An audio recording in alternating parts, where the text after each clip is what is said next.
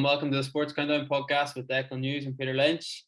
Only one thing to discuss today, and that's the sacking of Ole Gunnar Solskjaer at Manchester United. The club have just recently confirmed that former midfielder Michael Carrick will be taking over for the next couple of matches, and then they're going to appoint an interim manager until the end of the season. We'll get stuck into all that, but just before we get started, a quick shout out to Freelance Football Ops. They're a top group who source paid football media roles, so you can give them a shout on Twitter or LinkedIn if you're looking for a job in the industry right now. So, Declan, United, some quick stats. They're sitting 8th in the table at the minute, 5 wins out of 12, 1 win in the last 7 league matches, 21 goals conceded. Only Newcastle and Norwich have conceded more. Obviously, those losses to Liverpool and City as well. So, United fans happy, it seems, but every other fan maybe a bit disappointed that he's gone, including myself as a Liverpool fan. What you make of it? Right decision, of course. Yeah, I mean, it just seems like it was inevitable that it had to happen, right?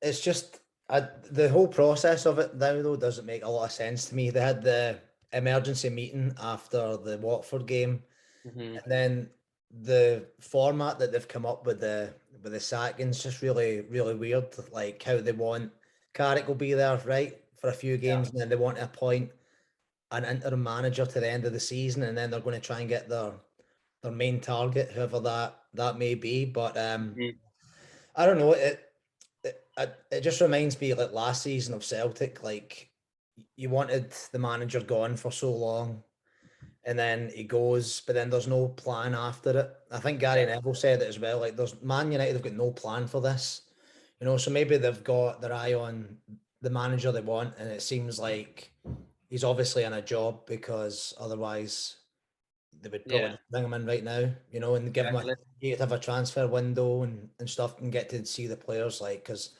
this season's just been a write-off for him anyway. There would be no real pressure on him, I wouldn't think anyway, but clearly he's in a job somewhere else, and the hope is that they'll get him this summer. But what happens if this manager, like, I don't know if they've agreed he's agreed in principle to do it like that. But what happens if this manager just decides, like, no, I want to stay where I'm at, or I don't fancy it anymore? Then they're just going to lose 6-7 months of just like loitering, doing nothing. Like if Michael Carrick's going to be there, or they get an interim in, it just for a club like Man U, it's very, very unorganized and unstructured the way they've did it. I know we banged on about Ole probably deserving to be sacked, but if you've not got, well, I guess obviously the change need to happen because they're playing so bad, but if they just kept him for a bit longer, or they should just be appointing the man now. It's Man United, so it doesn't matter who or where this manager's at. It's Manchester United, so if you want the job, you would take it like instantly. If it's me, because it's such a huge club. How many clubs are bigger than Man U? Like not a lot. So unless this guy is the manager of Barca or Real Madrid, I don't see, and obviously I think Ancelotti or Xavi are linked with it. So for me, there's no other club bigger than Man U, and then you've got Liverpool and stuff. So it just doesn't make sense that I'd be waiting. If I was a Man U fan and the Man U board, I wouldn't be playing this like waiting game with my manager if I really wanted them, if it was my number one target. Yeah, as you say, like it just could be a huge waste of time then if somebody decides to not go for it at the end of the day, or even gets a better job. Because I know you said they're the biggest club. My mate I was arguing with him as well. My mate Andy, shout out to you. He was saying United's the biggest club in the world. I mean, fair enough, but at the end of the day, you kind of want to go to the best clubs in the world, do you not? As a manager, like you'd rather go to City than United at the minute.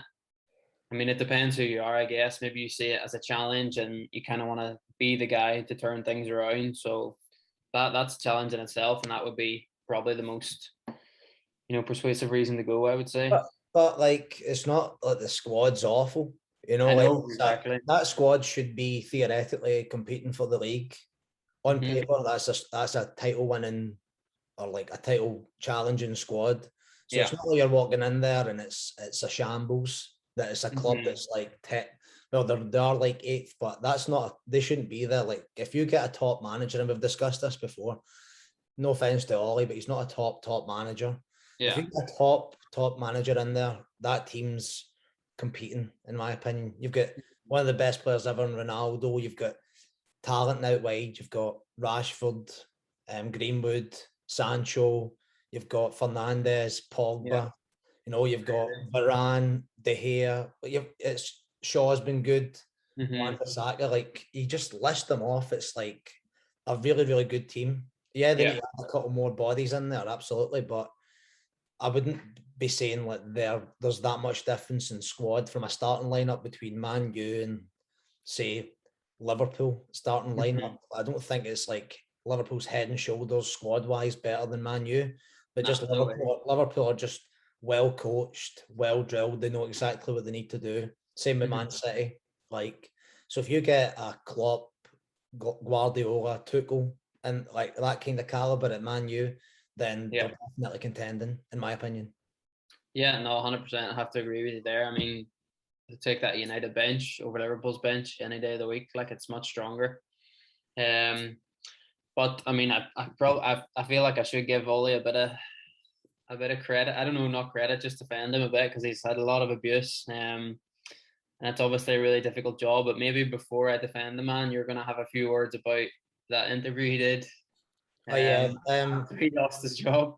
Just a real strange thing to do. Like, if I'm a manager, like the last thing I'm going to be doing, doesn't matter if I'm a club legend or whatever I'm seen as at the club, I'm not sitting down doing an interview after I've been sacked. It's a very, very weird thing to do. I don't know why they did it. I guess they just do feel really sorry for him for like Ollie. Like, I don't dislike the guy, but if you're not getting the best out of Ronaldo, like Fernandes, like Sancho's done nothing this season when he should be starting in that team. So like, if you're not getting the best out of these players, then it's ultimately on you because, as we said, whoever comes in, I expect an immediate impact if they get the right man in to do something really positive with that squad. But it just kind of remains to be seen. And as I said, it's not great planning from Man U. And I said it reminds me last season of my team Celtic, just how a shambles the whole thing is.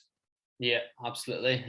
Well, talking about the job and not great planning from United, that's 4 permanent managers now since the one and only Sir Alex Ferguson left. Solskjaer was the longest out of the 4 of them, but I feel like he obviously did his best, but as we've said, he's kind of out of his depth.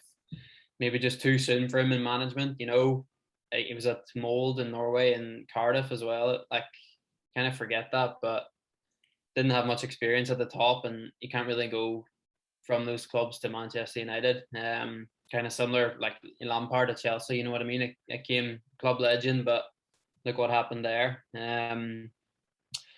So yeah, a quick one for you. Ollie's win rate.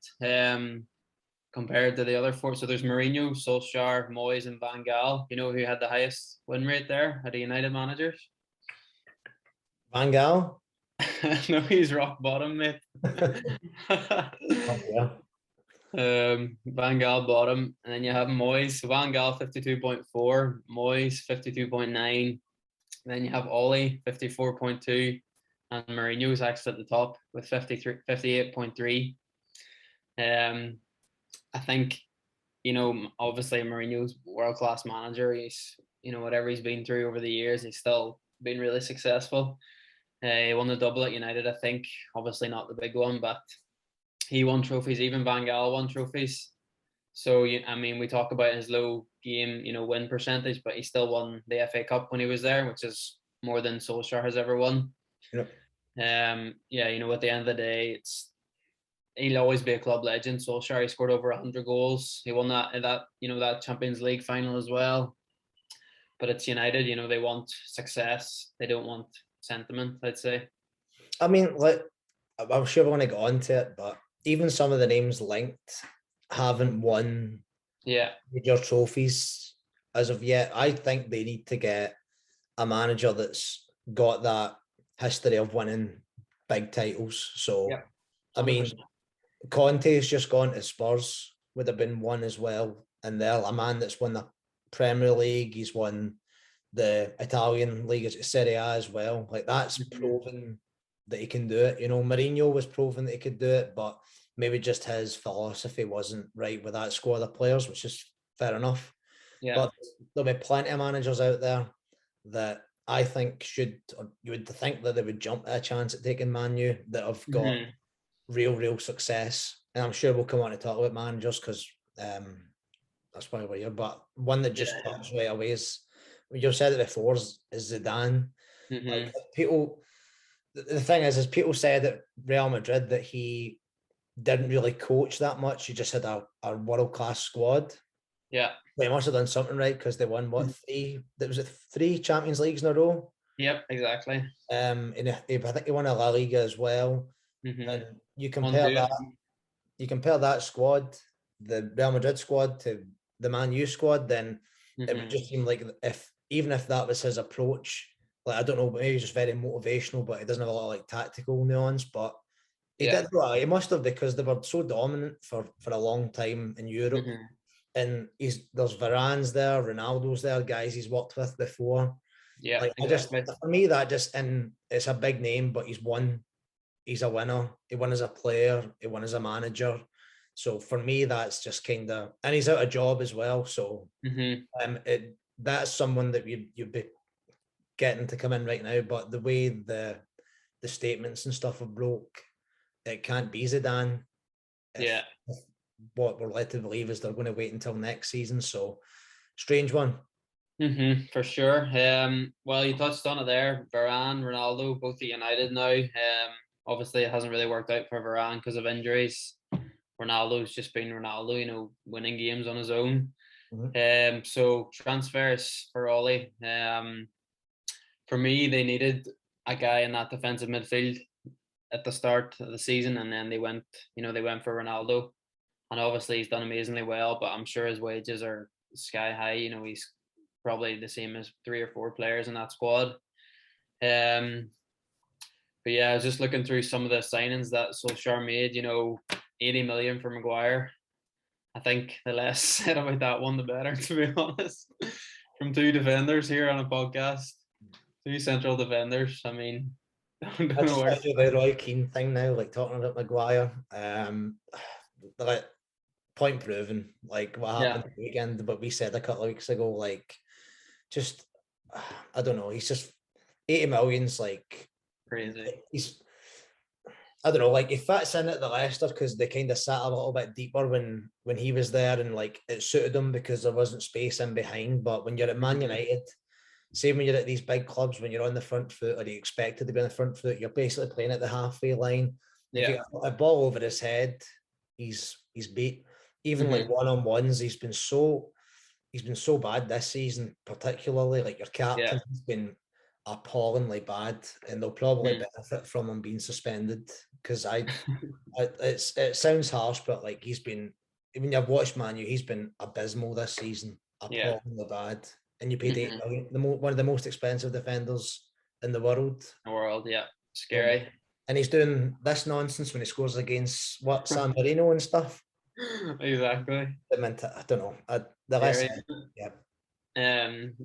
we'll move on from him just before for a guy has to do that again. But I mean, you look at Van Dijk, and that's, I think he was probably cheaper than Maguire, and it's, you know, United have conceded 21 goals. I said it before.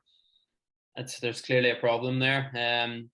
But even, you know, you said the benefit from him being gone. I think Mings was, you know, Villa captain, and he was taken out by Smith just because of her performances. And then, you know, he's back in the squad now under Gerrard, scored at the first game there at the weekend. So maybe a change does players the world of good. But I mean, Sancho, you mentioned it, but 75 million. Van de Beek, 35 million. I think, you know, that's over 100 million, and they're sitting on the bench week in, week out. Yep. Doesn't make sense to me. Wan-Bissaka, 50 million. You know, yeah, he's been good, but I mean, you compare that to Trent Alexander-Arnold, for example, Reece James. These boys are coming through the academy, and they're 5 times the player. You know, they're both ends of the pitch. So maybe, I don't know, maybe you could turn to youngsters or something like that. I know it's not the perfect approach, and it's not what people do these days, but I think I read somewhere that Xavi's first game at Barca had 8 players from the academy in the starting 11. You know what I mean? So it's a team like Barcelona. They're not spending millions of pounds on top quality players. They're bringing them through the youth. But man, you've done that for so long. Like they've got that streak as well, where at least an academy player's been on the bench in every squad in the Premier League. So they do bring through a lot of good young talent. It does look as if it's kind of dried up a little bit now, though. Like we've seen Rashford and Greenwood and stuff. We've not really been looking and seeing who the next one after those two kind of are, because they're in their 20s. Well, I think Greenwood might still be 19, maybe 20. Yeah. But you're still looking, where's the next like 17-year-old to kind of break through? We're seeing it at Liverpool. We saw it at the weekend with Man City as well, brought a couple of youth products through. Yeah, so exactly. It just kind of seems like the tides are kind of turning there with like wanting to bring through that youth. Chelsea as well had the young boy at centre back at the weekend. And Man U, how many world class English players have they brought through in their academy? And it just seems like it might be drying up a little bit, and maybe time to like reassess the whole structure of the club. Yeah, for sure. That's a problem. Maybe that's obviously not Ole's fault, so you can't really blame him for that. But I mean, he could have maybe changed things up at least. I've said it before, but maybe go with go with Cavani. You have him sitting on your bench. Go with even Henderson in goal rather than De Gea because he's made a lot of mistakes. Tellez at left back. There's players that can play those positions just as well as the players that are starting. But as you mentioned young guys coming through. They do have Ethan Galbraith. Have to give him a shout out, Northern Ireland man. He's on loan at Doncaster, I think. So maybe time to get him back at the club, hopefully. Next, Stevie Davis. Watch out for it. Yeah. Hope Stevie's okay after yesterday's result, though. You had to get that in there, didn't you? Yep, just a little cheap shot, sorry. Unbelievable. To be fair, Ole did get rid of Lukaku as well. So you have to really, I know he wasn't performing at United, but look at him now. The thing is like you don't do that, and then like they didn't replace him though. Was the thing as well? Like you can't get rid of like that talent even if he's not performing, and then they didn't replace him at all. Yeah. Like until they brought like even like Cavani and Ronaldo has been the replacement. It took like a year or two to do it, because then they put so much pressure on Rashford and Greenwood to do it. And again, that's when the squad's not great or the squad's not performing that well. To rely on two young guys was tough on them. Yeah, for sure. As I said, that's not great, and then that's part on Ole and probably part on the owners for not, again, contingency plans for when this stuff happens. Just doesn't seem like there's plans for a lot of what's going on at Man U right now. Yeah, absolutely. Right. So will we do the managers then? Yeah, I think we have to talk about some replacements. We'll do our top three then. You can give memorable mentions as well, Pete, if you've got a couple more there. Yeah. So we'll go your personal top three managers to be the next permanent manager of Manchester United. What do you think? Well, you just look at the bookies, and they've named so many managers, but this isn't my top three because the first one that I've seen is Brendan Rodgers, and I think everyone's seen that one. But the game's gone already, but it's even more gone if United are taking Brendan Rodgers as their manager. I'm sorry, it's call me old fashioned, but no Liverpool manager should be going to manage United. I'm sorry, I just feel like same as players. Michael Owen famously did it, made the switch. Wasn't direct, but still, Liverpool fans still don't forgive him, and he was a club legend. You know what I mean? Is he the favourite? Before you go on, is he the favourite? He is up there. I'm not sure he's the favourite, but I just feel that there's not many options out there, so they're just naming these managers. Leicester are sitting below United in the league at the minute. So I know he's a better manager. Rodgers is a better manager than Solskjaer, but I don't think it makes that much sense, to be honest. But he does. Yourself as a Celtic fan, you know how he likes to manage and how he likes to play football. He gets stuck into his players and gets the best out of them. So it's probably what United need, but not for you. No, I just can't see it. Benitez, he's done it. He's gone to Everton, but I think for me, Liverpool United is a bigger rivalry than Liverpool Everton is. So I just think there should be no United fans out there willing to accept Rodgers as your manager. I wouldn't do it. But moving on, Pochettino's another one. Again, I haven't included him in my personal list because I don't know what it is. He just doesn't inspire me completely. I think he would be a good appointment, but in the long term for sure. But I mean, well, I know he was at Spurs, and I know it's a tough job. You've said that before. It's whoever fixes Spurs is going to be the best manager ever. Yep. But yeah, Pochettino, I think he's been linked with United for a long time. You know, fans wanted him, the owners, everyone in the hierarchy at United seemingly wanted him.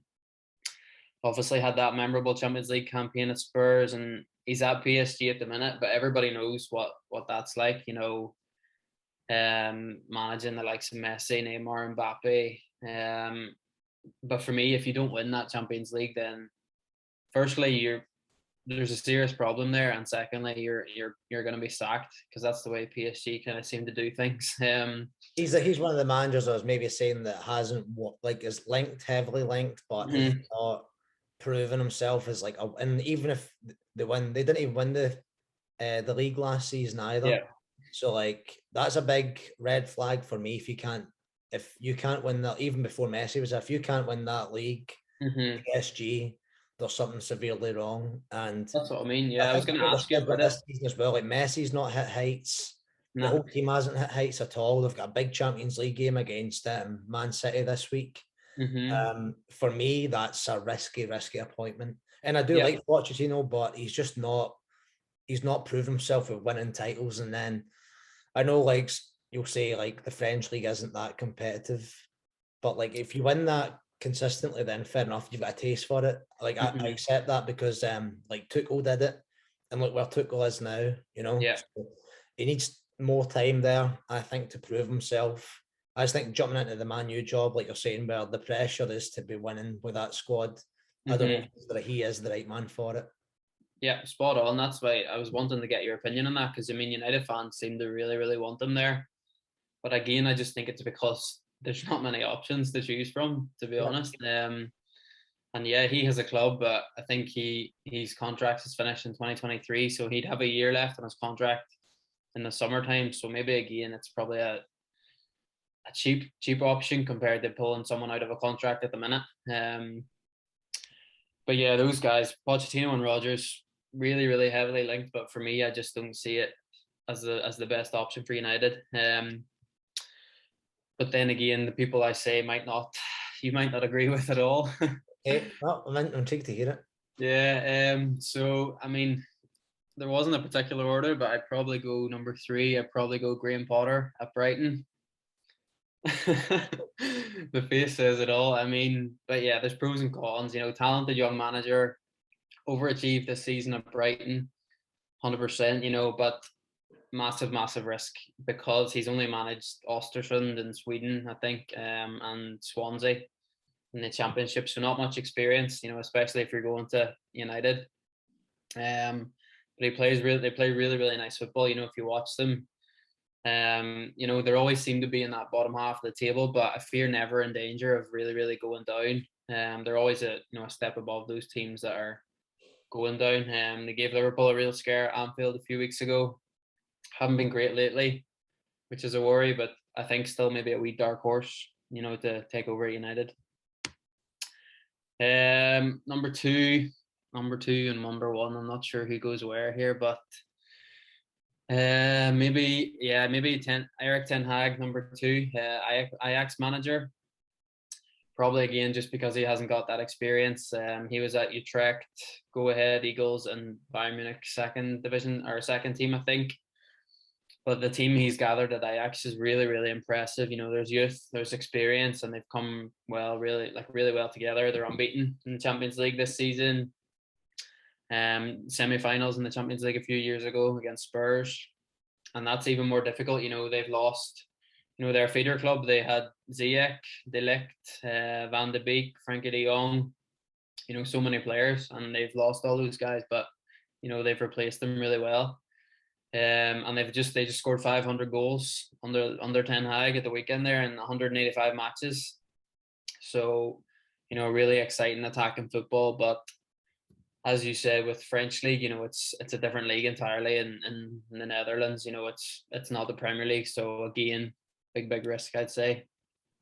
And then number one is Zidane, of course, just because like you absolutely nailed it there. I mean, it might not be long term, but if you want to win trophies, who else do you look to? I mean, as you said, 3 Champions League finals, 3 Champions League trophies in a row. You talked about it in detail there, so I don't need to go on too much about it. But I think for me, he's the man to be there. He's worked with Ronaldo before. He's worked with the superstars. I'm sure he could persuade a few players to come, and that's what they need. Above all, wins trophies, and isn't that what United want? It didn't end too well for Zidane at the end of Madrid, but I mean, I think the trophies speak for themselves. So, but the worry there is that I think he may not want to be United manager, so that comes into it as well. I think he's been linked with the PSG job and the France job as well. Which makes sense given he's French after all. So he would be my number one choice, but I mean, as a Liverpool fan, I would have kept Ole in there for as long as possible. No, like it made a good point that he's managed superstars before, and I think that's what you need in that dressing room because there is so many like high-profile players in there. He obviously managed to do it at Real Madrid with the talent that they had. You get the best out of Ronaldo as well. Good stuff out of Varane. So that's 2 already, and like maybe it could help Maguire out a little bit. It could help like get Pogba settled, maybe. Yeah, for sure. Hernandez back on track. It'd be someone that you'd want to play under, right? Just of what he's done, both as a manager and as a player. So, as you're saying, accomplished stuff in Europe, done well in La Liga as well, in a tough league. Obviously, when Barcelona were a top team for so long, kind of dethroned them. So, I think and he's not in a job right now, so exactly. And right now, I don't know. I don't know. I've not really looked at Man U's fixtures coming up, but I would think maybe there's some more favourable ones because they've played Liverpool and Man City recently. So they do have Chelsea next weekend. To be fair, but wait until after next week and then bring them in. Let them play over. But I expect a bounce back though. I expect them to bounce back. So I don't think that's going to be like a foregone conclusion that Chelsea are going to win that one. Even though Chelsea are flying right now, but as I said, you expect an impact no matter what happens now, if it's Carrick or if it's whoever it is. But have you got thoughts on, maybe before we end, who the interim would be, or do you think it's going to be Carrick, or do you think they'll bring like Steve Bruce in or something? Surely not. I mean, I would have thought Carrick would make more sense, to be honest, because I mean, Ole was interim manager, wasn't he, at a time when he joined? Yeah. And Carrick's there. Obviously, he knows the club, he knows the players. I don't know why you keep chopping and changing between managers and interim managers, but it would be somebody. And you know what I mean? An interim manager is such a weird position. Like, it's not going to be a Zidane, obviously, or a Rodgers or a Ten Hag or any of these guys. It's going to be like a Steve Bruce or someone like that. I mean, Benitez did Chelsea though. Yeah, true. But I don't know. It's just it's a weird one. I just wouldn't like that. It reeks of Celtic. It really does. It's like Ollie was interim for a bit. Neil Lennon was interim for a bit. Should have changed it then. Probably both of them didn't. Carrick is in there because he must be friends with the Glazers or whatever. John Kennedy's never going to leave Celtic. Now, John Kennedy got the interim job last season. Carrick's going to get it now. It just reeks of, I don't know what it is. It's not well run from both of them. So that's all I'm going to say. But give it Giggsy till the end of the season. It's a weird situation, but maybe Mike Owen will take it, or Roy or Rio. Rio seems to have a voice on it, or Neville. Did you? Yes, but did not Roy Keane? Sorry, did Ferdinand not say that he would take it, and then they asked him like, what would they do to change it, and he said he didn't know. So that's not a great. That's not a great intake. So I don't think what they do. It's what I remember Ferdinand getting up. I love seeing that video, singing or saying Ole's at the wheel. He's so excited and just does not. As Liverpool fans, maybe we should be going for. We want Rio to get it because it would be a good. Yeah. I'm Roy Keane and like Nicky Butter. Right. Get the old gang back together, see if they can fix it. See if that works. I mean, like, I'm just waiting for Ferguson to just come out of retirement and like get them back on track again because I don't know what else. Always there anyway. So I don't know. I don't know what else they can do. Maybe they should get the son in. Who's he managing now? Oh, someone I don't know, in the lower leagues of England probably. Get him in. But no. Yeah, who knows, man? Who knows? We'll watch, wait and see. Aye. Well, as we seem to do, we always just blab on. We said that would be a short pod, but that was a nice chat again. You just lose track of time. But yeah, everybody, thank you for listening again. Make sure you follow us on our socials. We'll be keeping that up to date going forward. We hope you have a great week and we'll see you again for the next podcast. Take care.